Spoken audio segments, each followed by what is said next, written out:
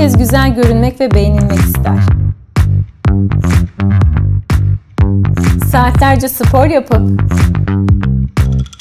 günlerce aç kalarak, yine de istediğiniz kıyafetlere giremiyorsanız, artık tanışma vaktimiz gelmiş demektir. İmkansız sandığınız şeyler birlikte çok kolay.